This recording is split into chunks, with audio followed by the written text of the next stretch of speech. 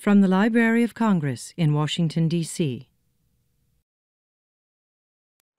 So next up, here at the National Book Festival, we'll be hearing a portion of Loba by Verónica Murguía. Verónica is a Mexican-born fantasy writer who has won multiple prizes for her children's literature and novels. In 2005, her book, Auliya, A-U-L-I-Y-A, was named one of the books of the year by Banco del Libro of Venezuela, as well as being translated in German, Italian, and Portuguese. That's 3 more languages than I know, because I know 2. Her fantasy novel, which we'll hear from today, Loba, was awarded the Gran Angular Prize in 2013 from Spain, and we cannot wait to hear some of it today. After the talk, you can have Miss Murguía sign a book for you at the book signing area, which is all the way down the hallway in the book signing area from 3 o'clock to 4 o'clock today. I'm so excited to hear from this book. It just sounds like it's going to be so interesting. And so to welcome us to the stage is, if we could please welcome Verónica Murguía.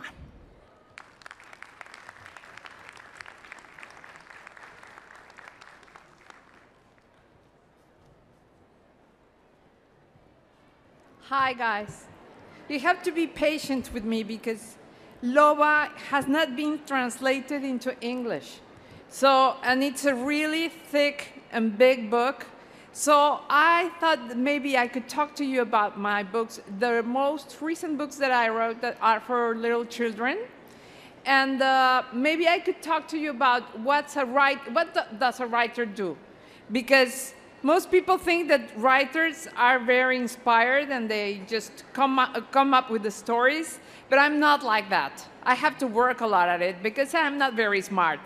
But I try, and the book I'm going to talk to you about is a book that I really like because it's for children. The name is Rani, that's the name of an elephant. Timbo, that's the name of my cat. My cat's real name is Timo, but I put Timbo, I don't know why, maybe to preserve his privacy. And La hija de Tlaloc, that means the daughter of Tlaloc. Tlaloc is the god of rain in ancient pre-Hispanic mythology. And I decided to write this story because I go around the zoo in Mexico City. The zoo is in the middle of a forest that is called Chapultepec. It's like Central Park. You know Central Park in New York? You do.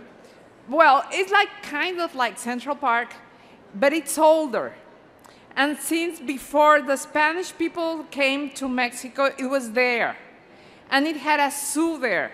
It was a kind of not a very nice zoo because it had animals, but also had people in it. Because the ancient emperors of Mexico wanted people in their zoo.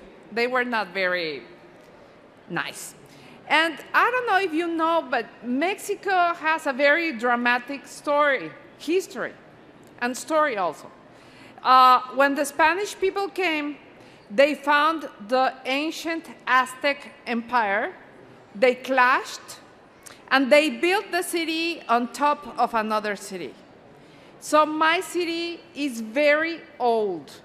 The first persons that lived in that city lived in it about 2,000 years ago. So it's a really old city. And it was built on top of a lake. And when the Spanish came to live there, they drained the lake, and we don't have water. But that's just one of the things that I wanted to write about. Because in the same place where the pre-Hispanic emperor had his zoo, the modern people of Mexico built another zoo with animals. And in there, they lived 3 elephants that I used to go and look at them, and I liked them very much. But I think the space they had them in was too small because the elephants used to move like this. the three of them, very close to each other, and they were kind of sad. They didn't like being there. So I imagined the talks they had. What would they tell each other? Their story about being an elephant in a zoo. And I imagined that one of them would not like being there, the young one, born in captivity. I'm talking about real animals. I just imagined the dialogues between them. The younger one was born in the zoo, but the other ones were in a circus, and a very poor circus that went around the country, and they were badly mistreated. And they were rescued by the people in the zoo and put there in the cage. But they weren't happy either, because I think they wanted to live in a wider place. But I imagine the dialogues like something like the ants telling the small one, it's better to be born here than being in the circus, because in the circus you have to work for your food.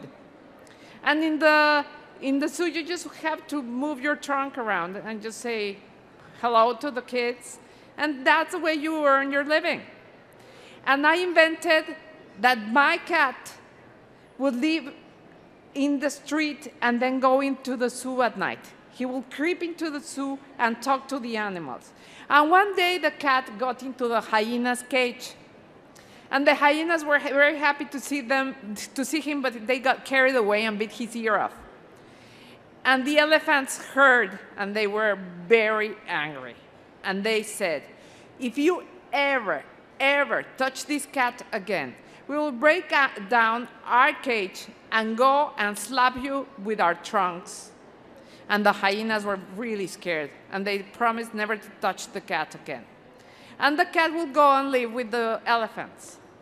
And the cat will go out during the daytime to see what was happening around the zoo. And he saw a little Indian girl, and this part is true, a little Indian girl who didn't have a place to live, that was selling candy in a corner. And he would see the little Indian girl every day. And the girl was there selling her candy. In front of the place where this girl used to sell her candy, it's a very big museum where the big gods of the Aztecs are kept. There is huge, enormous, gigantic statue of a god whose name is Tlaloc, and he was the god of rain. And the god Tlaloc, in my story, is the father of that little girl, because that little girl in disguise is a goddess. And one day, she was selling her candy, and one man tried not to pay and to slap her. And the little cat got really angry and beat the man, and the goddess was thankful to the cat and gave him a candy that will give him all he wished for, just once, not eternally. But the cat was so happy living around the zoo with his friends that he didn't have any wish for anything special. Cats don't ride cars. They don't need houses. They don't need us. They just need food and just have fun. He's a fast cat who will make fun of dogs. He will bite a dog's tail and go running. So he didn't need anything, and he hid his candy. But one day when the youngest of the elephants was really, really sad and bored being there in a cage, the ants told her, don't be sad, because we elephants, we have a story, a nice story. We used to have princes on our backs and carry them around. In India, princes used to go on top of us. And this, what I'm going to tell you, is true. It's absolutely true. Harun al-Rashid, this guy that appears in the 1001 Night, you call it? No, Arabian Nights. That's the way you call the book in English, right? Well, that guy, Charlemagne, the emperor of France, gave him an elephant as a gift. And this elephant was very brave, and he died in battle. This elephant was the first elephant to ever be in France. And the people were really in awe of this elephant because he was very smart too. So the ants tell the little elephant the story, and she wants to carry a prince in her back. So what she does is that she tells the little cat, the cat gives her the candy, and she goes to a statue that is in Mexico. It's a statue that is between two very big avenues. And there's a prince there, a prince that when he was 17 years old, he defended the city against the Spanish. And he was very brave. And the elephant, because of the magic of the goddess, could carry him around for a night because the statue came to life. That's the story I wrote. And I will tell you why I wrote it.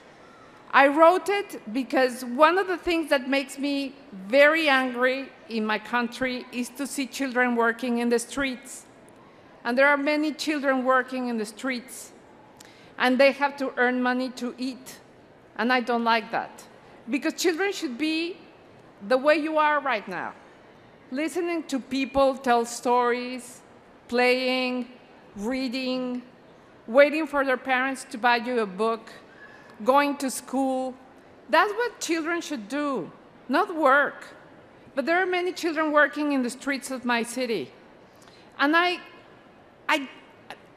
get really angry at that. So I wrote this story so the child in the story could have power and be important and do whatever she wanted. And I also wrote the story because I like animals. And I like the zoo, but I'm always questioning myself if zoos are a good option for animals. I really don't know. Any of you know, what would you like if you were an elephant? To live in the jungle or to live in the zoo? You tell me.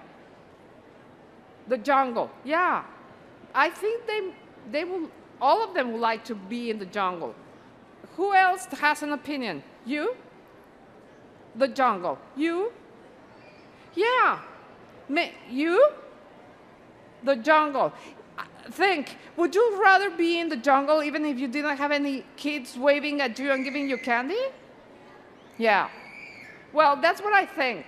And now, I ask you, you like the zoo? You like it? Yeah, that's a very tough thing to answer because I like to go watch the animals, but maybe they don't like being there. So I don't know what to do. That's why I wrote the book. So I could talk to children and children will tell me what they think. What do you think? Would you like to live in a city without a zoo? You like zoos, right? So what would you do? Just have pets? Who has a pet here? You have a pet, everybody. Would you like your pet to be free in the jungle? No, me neither. I have my cat. I want my cat with me. So it's a very hard question. I don't know how to answer it. So that's why I wrote the book. Yes? What? Yes, that's what I think. But that maybe what you're saying can be applied to the zoos. Make animals happy in the zoos. So, for example, no more orcas in SeaWorld. No matter if they are beautiful. They are too big to be kept in a pool. Don't you think that? So we have to make animals happy. We all agree on that.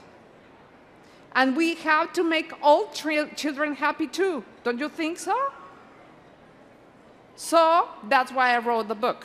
Do you have any questions for me? Like, I don't know if it's hard to be a children's author in Mexico, or the name of my cat, or if any of you know Spanish or Spanish words. You know Spanish? How many words? Do you know how to speak Spanish?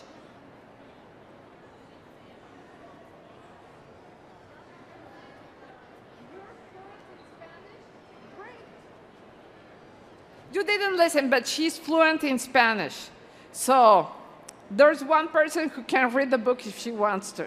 And 2 persons that can read the book if you want to. 3, you also speak Spanish? And you too? All of you speak Spanish? ¿Y por qué no me dijeron que hablaban español? Because I am here speaking in English, and English is not my, I don't know. I am Spanish. Who's Spanish?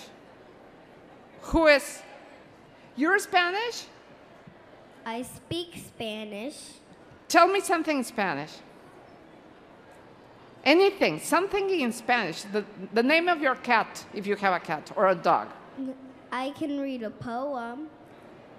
Great. You know any poems by heart in Spanish? Yes. Can you please tell me your poem? Yes.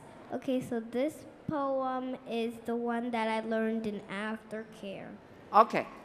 Grillos, luciérnagas, ranas, traen ruidos y color. El búho pide silencio con sus ojos de farol. Ah, that's great.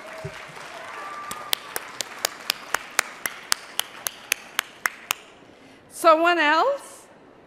Please, another poem in Spanish.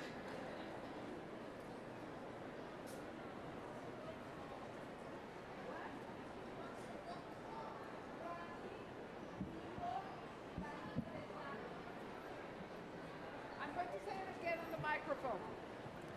The book's title is Rani, which is the name of the little elephant, Timbo, which is the name of my cat, and La hija de Tlaloc. That means the daughter of the god.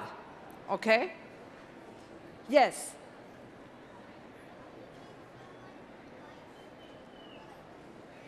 My advice to write is just to go and sit down and read a lot and then write. But read like a crazy person. Who reads a lot here? Great. Great. You should keep on reading all the time, even when you grow up. You read, you read, you read, and then after reading a lot, you feel that you have to write something. Anyone else? Another question? A question about my city, which is so old.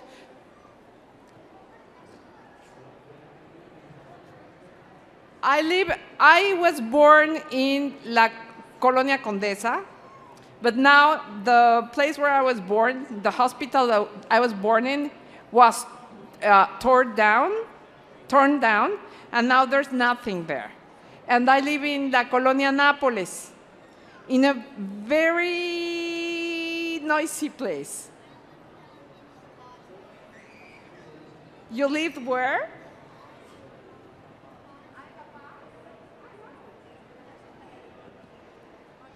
You lived in a nicer place than the place I live in. But I love my city even though it's not very pretty. I don't know, it's like having a crazy aunt that you love dearly but dresses badly.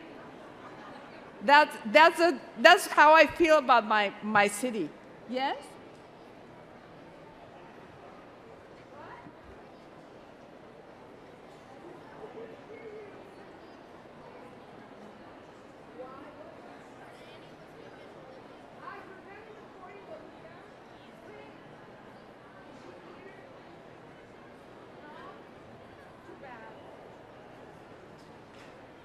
More questions?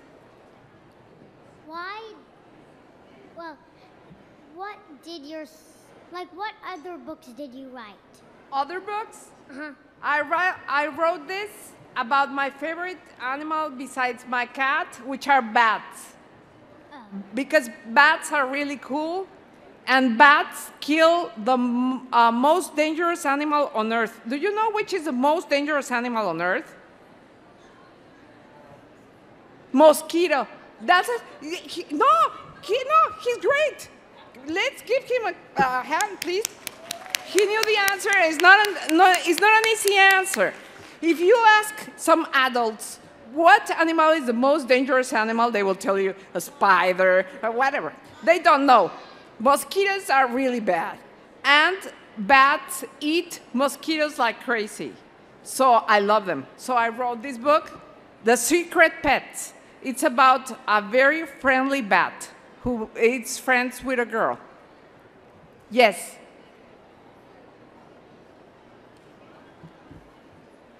I can't hear you. I will go down because I can't hear you.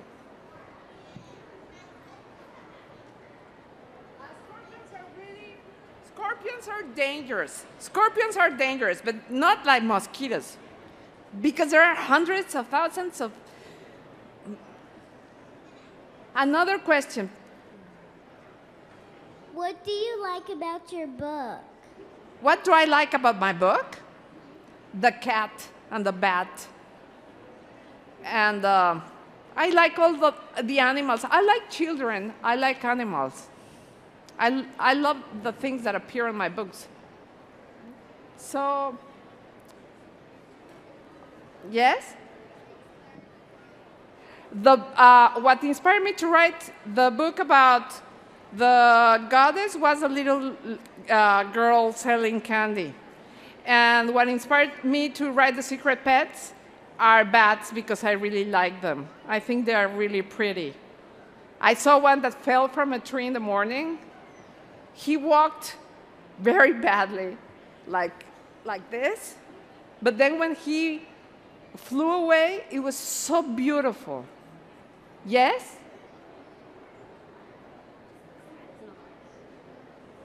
What?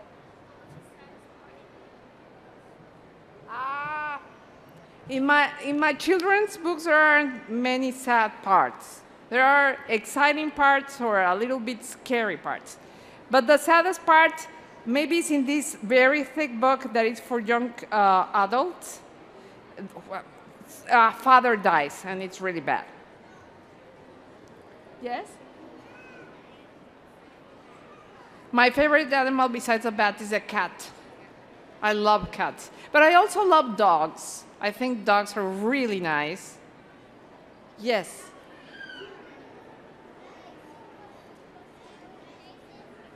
What? I know.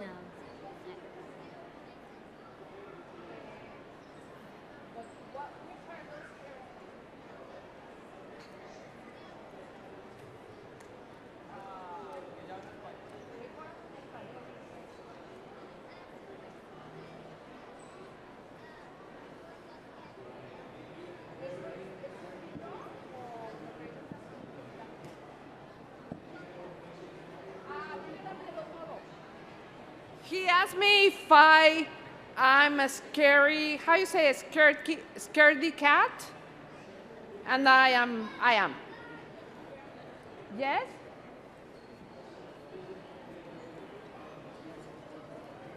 I'm going, wow, you bought it. I'm going to sign it there, and I'm going to make you a special drawing, okay?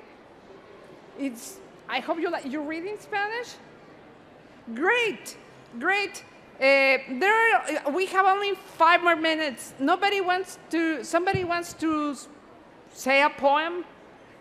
There. Not a poem, but a question. Okay. What's your book, Loba, about? Loba is about a princess, but not a princess that uses dresses or anything. It's about a princess that she doesn't believe in dragons, and she hates the idea of magic and thinks that magic is superstition. And her father thinks that too, and magic is forbidden in her country. And then, one day, a dragon appears and burns everything down in a city, and she has to go check if those things that people are saying are true. And she finds a dragon. That's what the book is about. It's about dragons and unicorns, a very ferocious unicorn, because unicorns are not very sweet. I read a lot of books of medieval history, and the books in medieval history explain to us that unicorns are very ferocious. So that's the book about the war between the unicorn and the dragon. And I like my dragon very much, but I like the unicorn better. That's what Loba is about. Yes? The question The book you were talking about during is it translated into English? No, that's why I was so scared to talk to you guys, because none of my books are translated, and for me it's very hard to talk to you and go tell you things about my books, because it's very hard for you to know the books because they haven't been translated. They are not in bookstores. So it was a little scary for me, but now it's right, but no, they are not translated. Is it a chapter book? No. Okay. I'm sorry.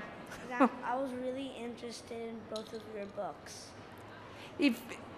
If I ever get one translated, maybe you can give me your email and I will write to you and I will send you one. Okay? Thank you. So I think I have to say goodbye. No? No, there are 2 minutes. Yes? ¿Por qué no lees tantito en español? Yes. I will read in Spanish, so you can just hear the rhythm. I'm going to read from my book of the dragon, okay? Just for a few minutes. This is when the dragon wakes up, because the dragon was sleeping. So you just can hear a little Spanish.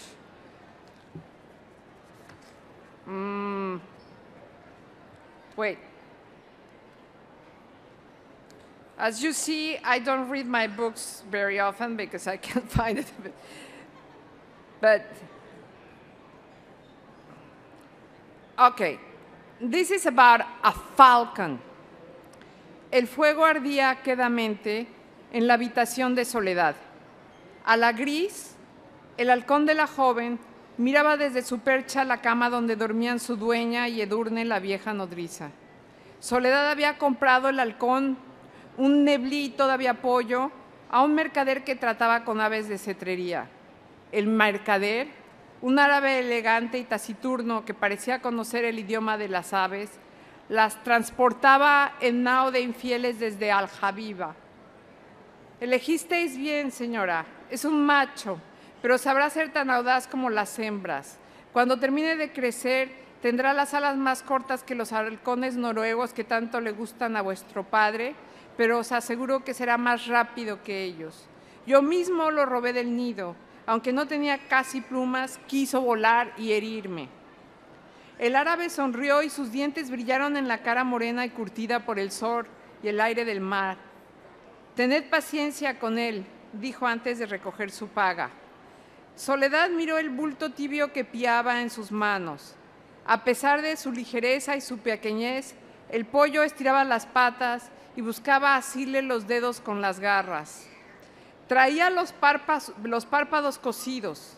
Soledad pasó casi toda la noche con el halcón sobre el regazo, arrullándolo y cantándole en voz baja. Luego lo metió en una jaula preparada con un nido de trapos lavados y lo alimentó con papillas de carne de tórtola. Lo primero que a la gris vio en el mundo fue el rostro de Soledad, cuando ésta cortó los hilos que le cerraban los ojos. Para el halcón no habría nunca un sol más brillante que esa cara huesuda y esa mirada verde y atenta. Thank you very much. This has been a presentation of the Library of Congress. Visit us at loc.gov.